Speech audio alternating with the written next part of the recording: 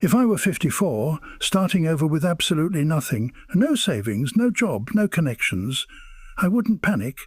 I'd first make peace with the situation. Starting over isn't a curse, it's clarity, no baggage, no ego, no pretending. At this age, you bring life experience that a 25-year-old doesn't. You know how people work, how systems fail, and most importantly, what not to do. That's gold. My first step? I'd humble myself, take any job, restaurant, warehouse, night shifts. It's not forever. It's a bridge. While doing that, I'd cut all expenses to survival mode. No Netflix, no takeout, no debt.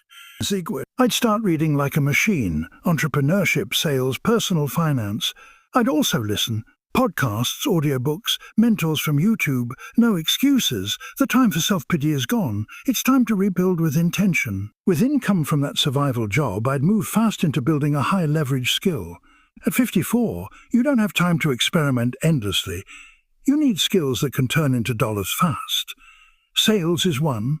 Copywriting is another. Freelancing platforms like Upwork, Fiverr, and LinkedIn are open to anyone with hustle. I'd take $100 from my paycheck and invest it in an online course. Something specific, like a cold email lead generation or a writing landing pages that convert. Then I'd implement. I'd do free work to build proof. I'd ask for testimonials. I'd work 14-hour days. It's not romantic. It's real. I'm not chasing passion. I'm chasing freedom. Skills pay bills. And at 54, you're not starting from zero. You're starting from experience. By month 2 or 3, I'd have some freelance income. Maybe $500 to $1,000. I'd reinvest that in better tools, faster learning and networking. I'd reach out to 100 business owners every week offering my services. No fear of rejection.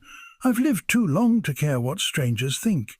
My age becomes my edge. I'd say I've lived, I've worked, I've made mistakes. Now I'm offering solutions. I'd double down on one service, maybe email marketing for local businesses. No broad offers. Just one thing I do extremely well, I'd keep refining my pitch until it works. Every hour not spent working a job would be spent building this business. No, it would take time, but I'd be relentless. I'm not here to dabble. I'm here to win back my freedom, one earned dollar at a time. Once I crack $3,000 a month in freelance work, I'd start systemizing. Step 1, niche down further. I wouldn't work for everyone. I'd work for dentists, coaches, or HVAC companies. This lets me write better copy, get better results, and charge higher fees. Step 2, record everything I do. I'd build templates, systems, processes. Step 3, I'd hire help, not employees, contractors. Maybe someone on Fiverr to help with outreach, or virtual assistant for admin. I'd free my time to focus on sales and strategy. Most people stop when they make decent money. That's where I double down. I want consistency, not chaos.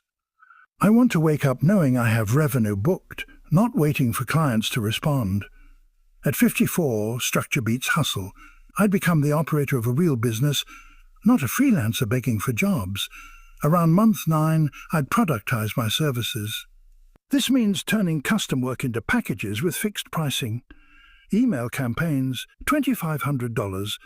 Monthly lead generation, $1,000. This does 2 things. It attracts serious clients and removes scope creep. I'd build a simple website or even just a Notion page with clear offers, testimonials, and a booking link. I'd create a few case studies showing results. I'd post content weekly on LinkedIn, sharing insights, lessons, stories from the grind. Why? It builds trust. Clients want to know who they're hiring. I'd also follow up ruthlessly. A no today might be a yes in 3 months. And I'd build a pipeline that's always full. I'd aim for $10K months. Once I hit that, I know I'm no longer surviving. I'm growing. And that's the real turning point. At this stage, the shift is mental. I'm not just trying to make money anymore. I'm building wealth. I'd look at every dollar and ask, does this grow my business or my freedom? I'd start setting aside capital, not just for savings, but for leverage. I'd research industries where I can reinvest. One of the smartest moves. Local service businesses, not sexy, but they cash flow. Pressure washing, window cleaning, junk removal. I'd use my marketing skills to partner with someone who knows the trade. I bring the leads, they do the work. We split the profits. That's how empires start. You don't need VC money. You need grit and a Google sheet. I'd also consider digital products, like a course teaching others what I've done. I wouldn't overthink it. Version 1 is better than version none. By the 18-month mark, I'd be looking at $200 K to $300 K in income. Not all profit yet, but solid. I'd reinvest into automation, hiring more contractors using better software, outsourcing tasks I hate. I'd keep my lifestyle lean. No big house, no new car. Just freedom. Every new dollar is either reinvested or saved. I'd speak at local events, mentor younger entrepreneurs, start building a brand beyond my services. I'd also be ruthless with my time. If it doesn't grow my business or make me happy, it's a no. I'd still wake up early, still hit the gym, still learn, because success is a system, not a moment. I'd treat every day like I'm still broke, still hungry. That mindset never leaves, especially if you've once had nothing. That hunger is an asset. Once I had $500 K in revenue, I'd slow down to speed up. Now it's about scale and ownership. I'd consider buying a small business with recurring revenue. A laundromat, a car wash, a content site, something that runs without me. I'd use SBA loans, seller financing or partner capital. Not reckless, but strategic. I wouldn't try to run it all myself. I'd hire operators, use dashboards to track metrics. I'd also hire a tax strategist to protect and optimize what I've built. Every dollar saved in taxes is a dollar earned. I'd avoid lifestyle inflation. That's what kills most first-time millionaires. I'd treat money like a tool, not a trophy. Still grinding, still building, but now with options. And that's the real definition of wealth: choice. The ability to say no, to walk away, to build with intention. As I near the million mark, I'd start teaching. Not in a guru way, but in a grounded, transparent way. Blog posts, videos, maybe a short book. I'd share the reality. It's not easy, but it's possible. No excuses. If I could do this at 54 from nothing, so can anyone with discipline and hunger. I'd focus on impact now, helping others avoid the traps I fell into. I'd build community, maybe host a mastermind, maybe help 10 others hit their first $100 K. That's a legacy, not Lambos and laptops on the beach, but changed lives. I wouldn't stop building, once an entrepreneur, always an entrepreneur. But I'd build for joy, for purpose.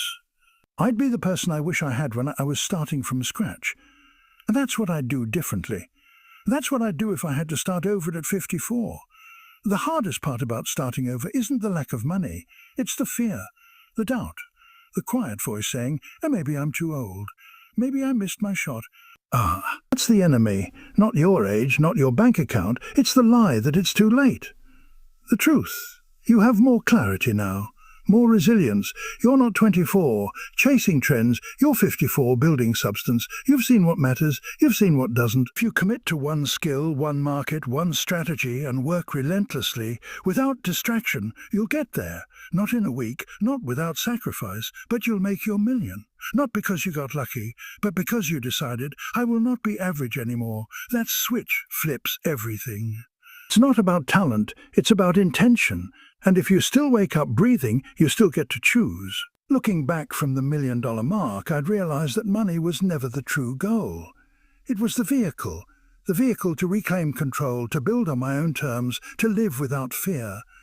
The journey from broke to builder wasn't easy, but it was necessary. Every step, every setback, every rejection, every sleepless night taught me something I couldn't have learned any other way. And now, I'd use that knowledge for the rest of my life, not to hoard, but to help, to show that 54 isn't too late, it's right on time. If I had to start again, I'd start with belief, then discipline, then skill, then execution. That's the path, that's the truth. And if you're reading this, maybe it's your time too. Time to start again, time to build something that lasts. You've got time, you've got experience. Go get your million.